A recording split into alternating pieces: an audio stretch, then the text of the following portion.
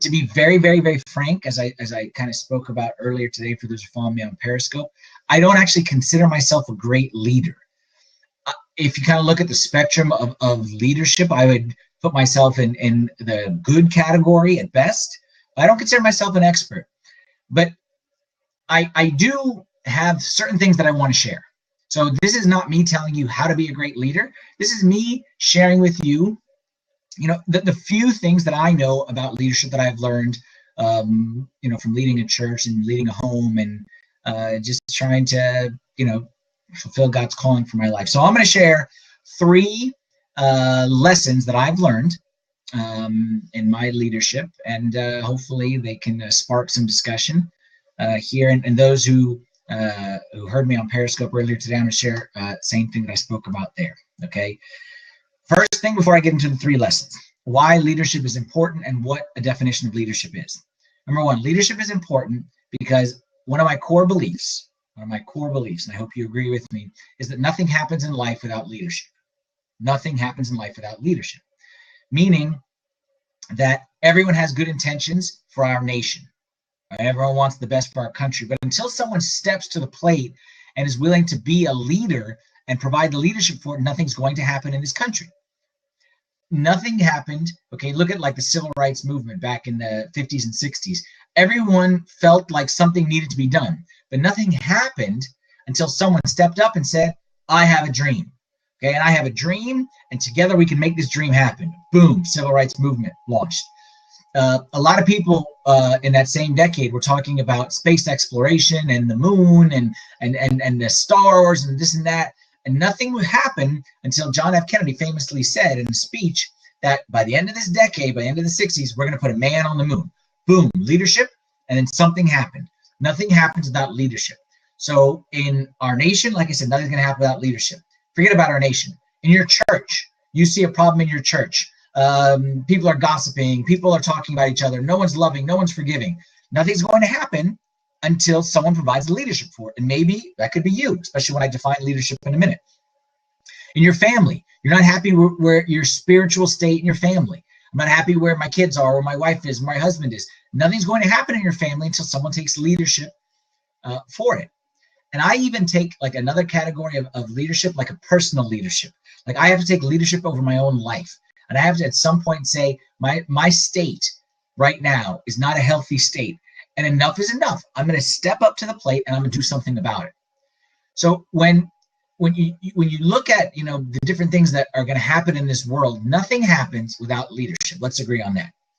Second thing let's agree on before we get to the lessons, is what is leadership? Because usually the pushback when you talk about leadership is people say, well, that's not me. I'm not a leader. I'm not a boss. Like I'm not a boss in my company. I'm not a CEO. I'm not a pastor. I'm not a priest. I'm not in charge. What can I do? We did a momentum conference back in 2015 where we defined leadership with one word. Okay. And if you remove the word leadership and you put this one word, it'll change your view of what it means to be a leader. I don't talk about leadership. I talk about influence. Leadership at its core is influence. Leadership doesn't mean being the boss, and we'll talk about that in a little bit. Leadership means that you are influencing people. So forget about, am I the boss of my family? I may not be the boss, but can I influence my family? Forget about, am I the boss at work? Can I influence the environment at work? I may not be the boss at church, but can I influence things at church? Absolutely. Martin Luther King wasn't the boss of America, but he had an influence over America.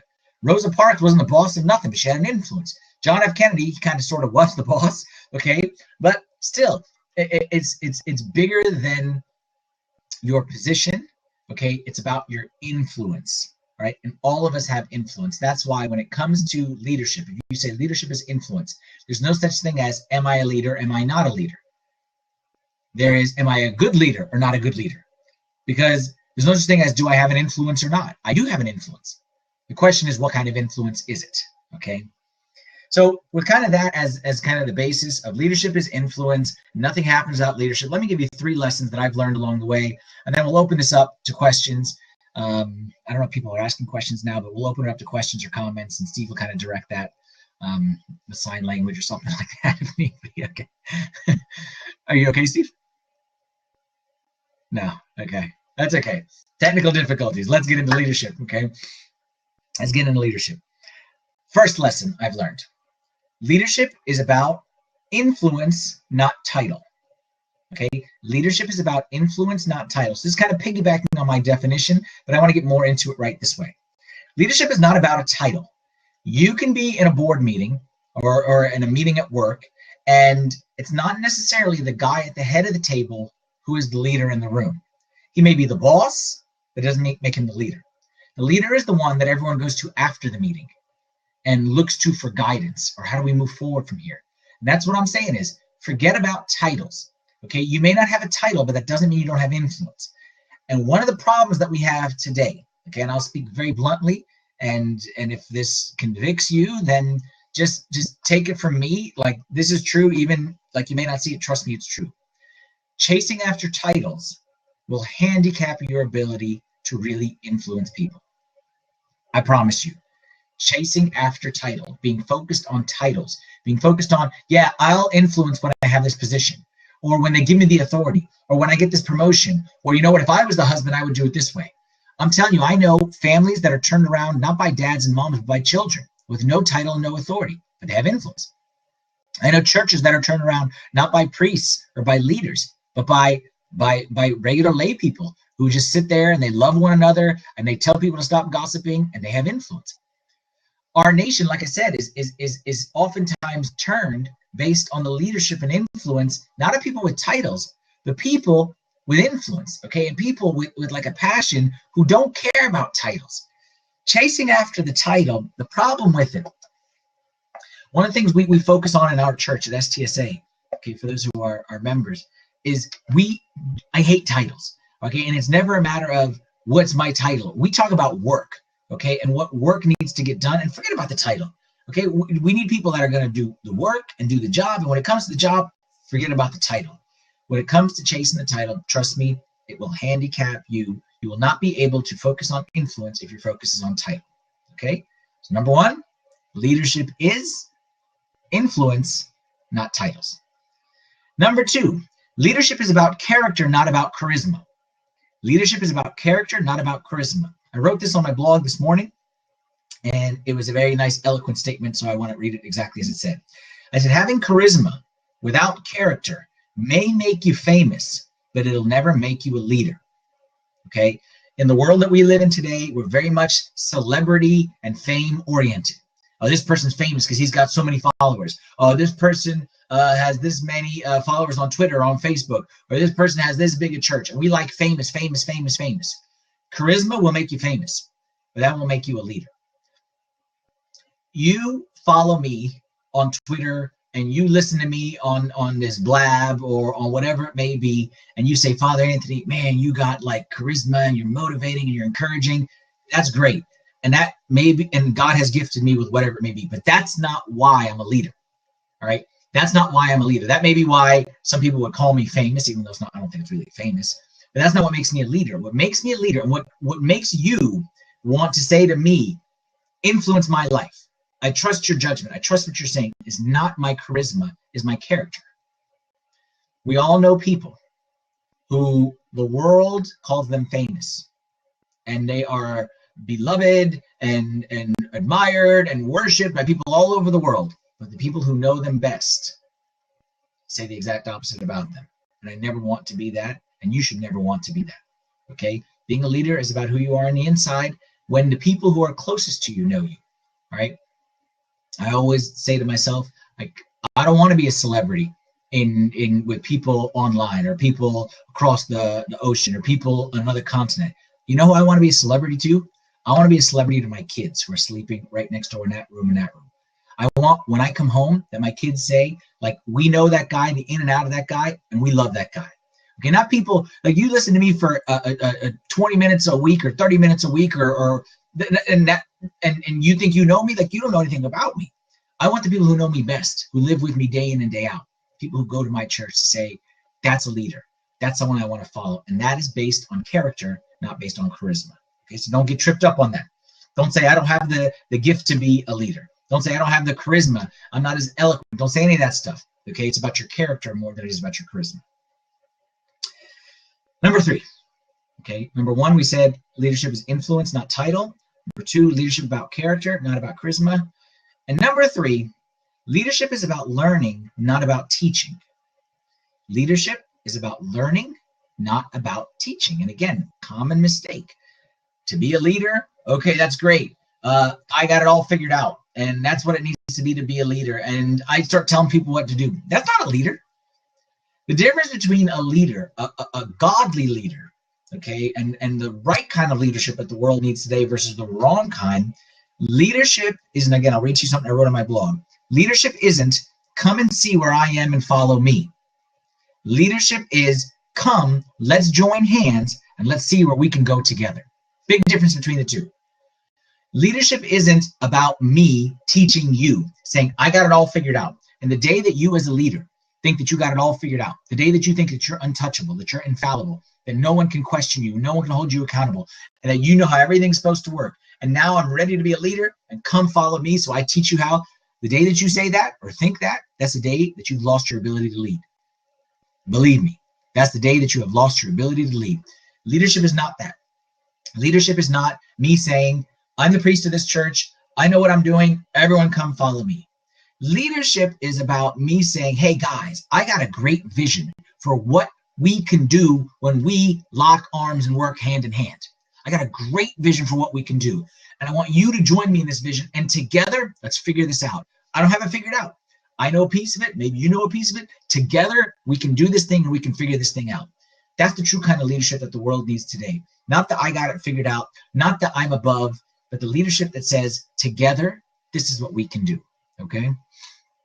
And yes, just to answer a question preemptively, can this kind of leadership be learned? Can I learn to be a leader if I'm not naturally good at it? Absolutely, it can be learned. Okay, and the example that I always give is you look at the 12 apostles, okay, that our Lord Jesus Christ had in the New Testament. All of those guys started off a certain way, and then spent 3 years with Christ. And after those 3 years, they became great leaders. Yeah, they may not all of them were eloquent. Not all of them were fiery. Not all of them had the skill set. But they learned to be leaders and influence the world in the way that God created them uniquely, okay? And it was a skill that they acquired. Yes, there are certain natural, like innate gifts that some people have and some don't, but there's no such thing as I cannot increase my ability to influence the world, okay? So that's my thoughts on leadership. Leadership is about influence, not about title. Leadership is about character, not about charisma. Leadership is about learning, not about teaching. Okay?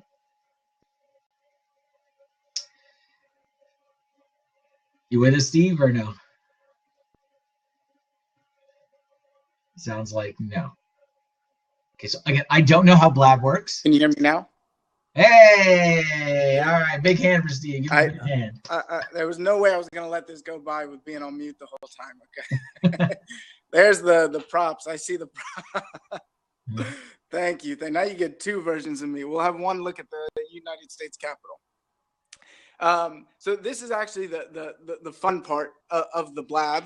And for those who missed the intro, really what I was basically saying is the idea behind this, kind of what we're trying to do here is basically we're trying to bring the best and brightest leaders and basically make them accessible to our supporters and followers, and really kind of give them an up close and personal kind of chance to really connect with them. And you know, a lot of the people that are on this call, I know, follow Father Anthony and kind of listen to him, but this is a great chance for you now to really get up close and personal with him and ask him questions face to face, and really pick his brain, because like he said, he's been a leader for several years in the church, as well as you know, outside the church as a husband and father and sometimes brother. So this is a great chance, and this is the fun part of the Blab. So if anyone here has a question, you can request to join, and there's a button you can click on, and you can request to join, and I will bring you up on the screen. And just kind of FYI, everyone can see you, so you know, just keep that in mind. But this is really a great chance to ask Father Anthony a question. So I will man this, and we'll see if there's a brave person who wants to ask. There is a question here. Somebody's requesting. We'll bring him on. Gary Chaviano. Hey, what's up, Hi, man? Gary. How are you? Hi, Gary. How you doing? Good. How are you, Gary? What can I do for you? I'm actually new to this app. Well, welcome to the club, Gary. Yeah. We're talking the right blab. Yeah, we're talking about leadership here. So who's the owner? Yeah. So does anyone else have any questions? Or I told you it's gonna get crazy around here. Well, okay. Let me ask a question while we wait for someone else, just because a lot of you are tuning in. If you can see on the top right, you see from where people are tuning in. A lot of you are not tuning in from DC. And for those of you who don't know, Father Anthony started a church a couple years ago here. And one of the big things that I'm big on in terms of leadership is vision, and really casting that vision. And so I would ask Father, and I've actually never talked to him about it, even though I was there from the beginning. But how did you form the vision for a brand new church? When you were ordained as a priest, you kind of moved into an existing church, but now you started a new church. How did you form a vision for that church and really create something out of nothing? So vision is like the flip side, like the two sides of the coin of leadership. Okay, there's like the leadership and the vision side, and both require each other.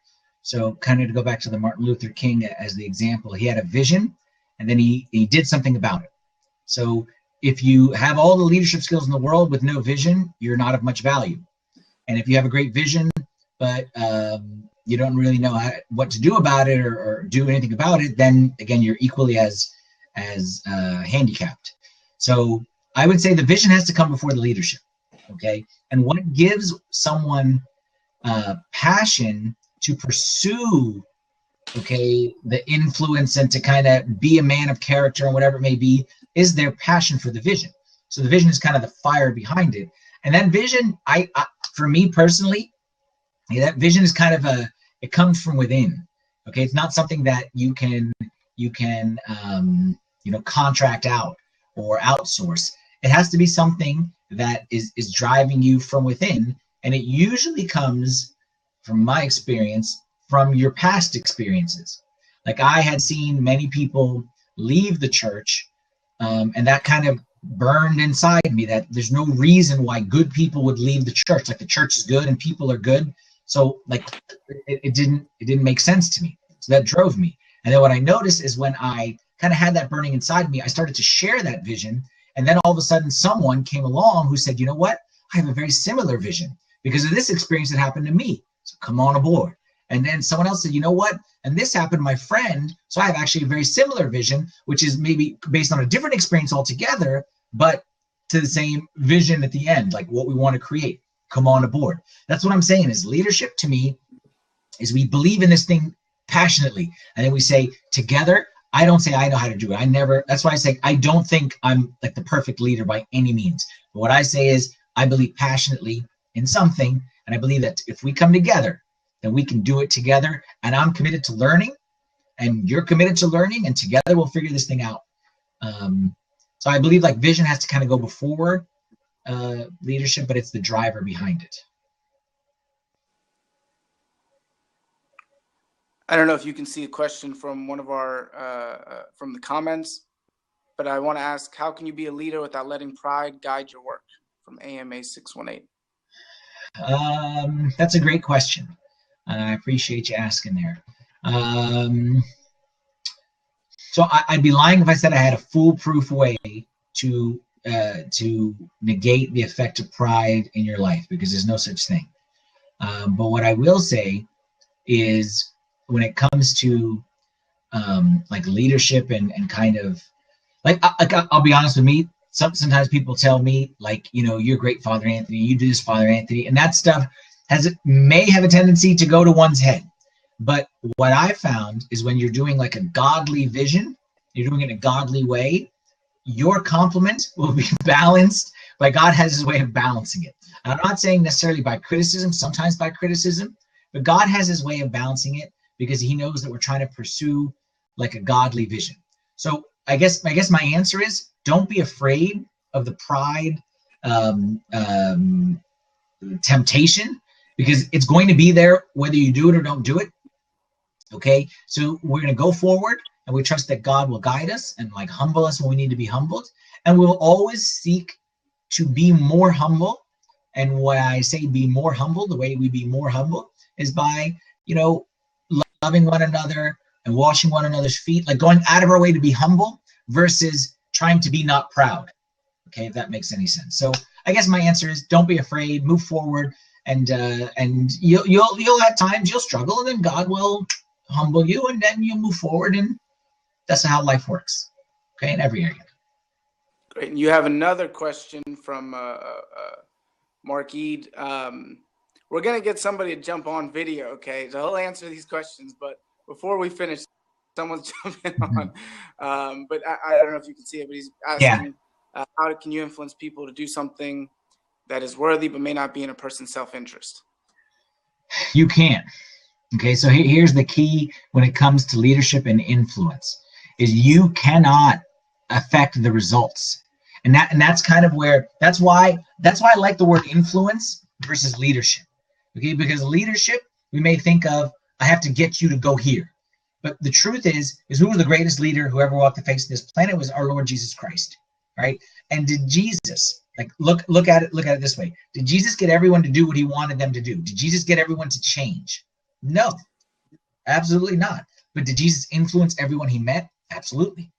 So when you look at leadership as influence, I cannot control you and make you change at all. But that doesn't mean that I cannot be a light to you and influence you in a positive direction. So as a child to his parents, can a child make his parents change? No. Can he influence them? Yes. Can you tell your boss to change things at work? Maybe yes, but probably no. But can you influence your boss? Yes. Can you change your church? No. Can you influence your church? Yes. Can you change your country? No. Can you influence your country? Yes. So don't look at it as the results-oriented way. Look at it as like the process-oriented way. That leadership is influence, and when I'm influencing, I'm shining my light, I'm being a leader, regardless of whether or not you respond. And I'll just actually, somebody wants to jump in, and somebody who I think we know pretty well here.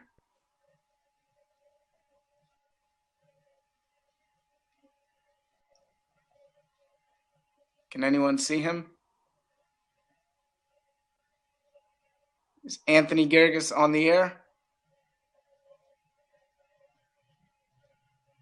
Okay, we'll try to get him. Let me see.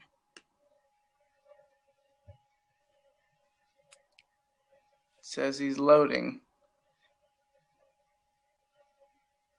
Okay, while we wait for Tony, okay, let me ask a personal question here, just because I think a lot of people look at you and they see success on the outside. But what I would say is, what is one of the biggest leadership challenges or struggles that you've had to face, either as a priest or before? I think it kind of goes to Mark's question there, which is when you kind of believe so passionately about something and you see people in front of you and you can't convey that to them. And they like when you see something so clear and you can't understand how people can't see it as clear as you. That's definitely a struggle. But by the same token, I feel like it's one of those things you kind of have to chip away at.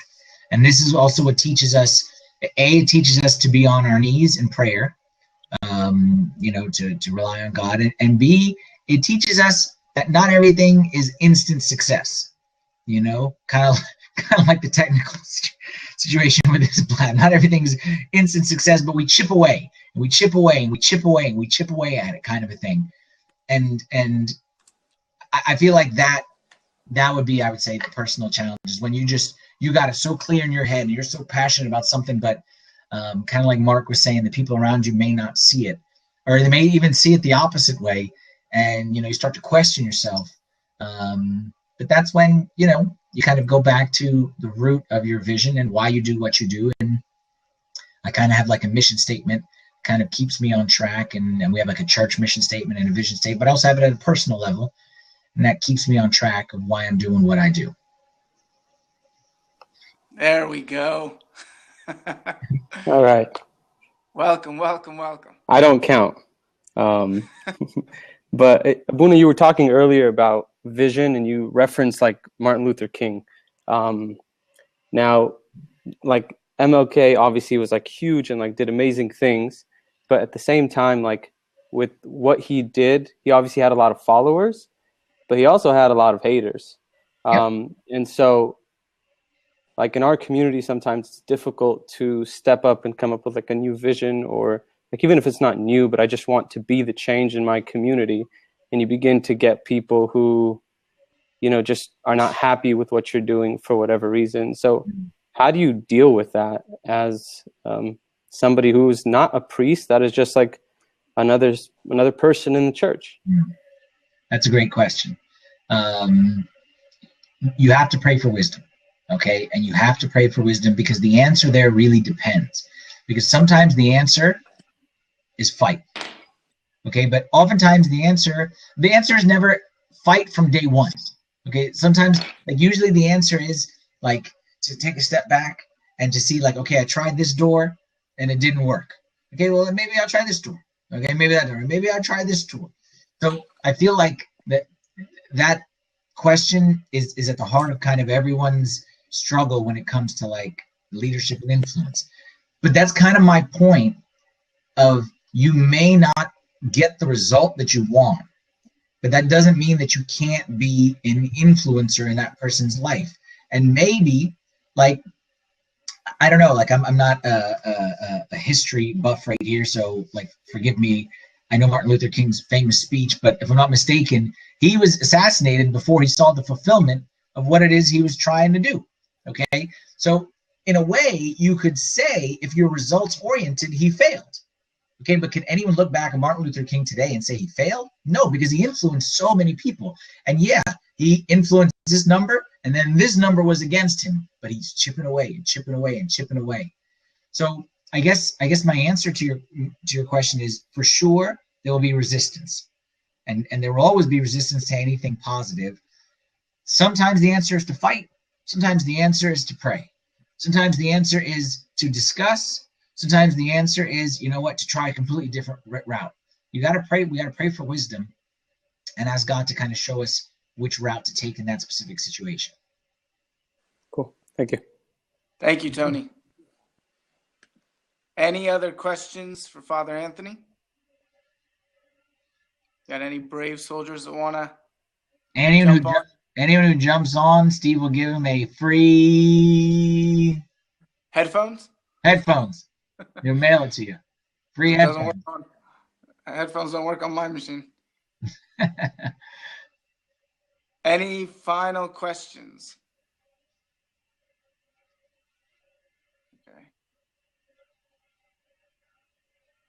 Okay, well then I will say thank you to Father Anthony, and we really appreciate him coming on and kind of spending this time. And the only two things I'll say is, for those who are in town, on Saturday we'll be having our leadership summit here in DC, and so we've got a host of guest speakers coming in for that, and it's going to be a great event where we'll talk a lot more about leadership. So I hope to see everyone in the DC area out there on Saturday. And then we will be doing our next Blab, and I promise we'll have our technical difficulties resolved by then.